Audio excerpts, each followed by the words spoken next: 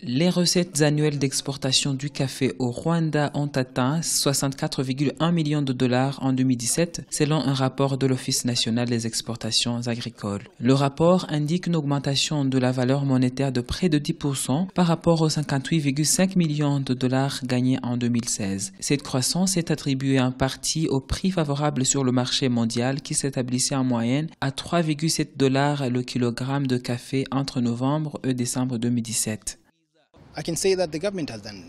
Il faut reconnaître que le gouvernement rwandais a fait un grand travail en termes de marque. Le café du Rwanda est maintenant très connu sur le marché international. Par contre, ce qui manque à faire, c'est d'impliquer le secteur privé dans ce secteur, surtout la transformation du café, parce que je ne pense pas qu'on continuera d'avoir de tels chiffres chaque année. Bien sûr, le gouvernement pourra travailler sur la quantité et la qualité, mais il ne pourra rien sur le prix sur le marché.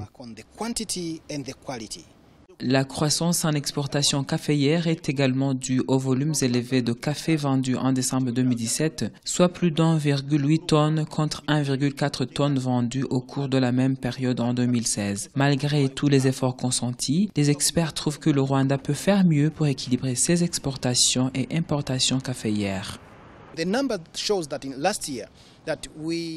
Les chiffres montrent qu'en 2017, le Rwanda a importé le café traité pour un coût de 2,3 milliards de francs rwandais. Et combien avons-nous gagné en exportation? De toute façon, je trouve qu'on perd si on doit acheter du café venu de l'étranger, alors qu'on se dit notre café est parmi les meilleurs sur le marché international. Il faut commencer à transformer nous-mêmes notre café pour consommation locale et exportation.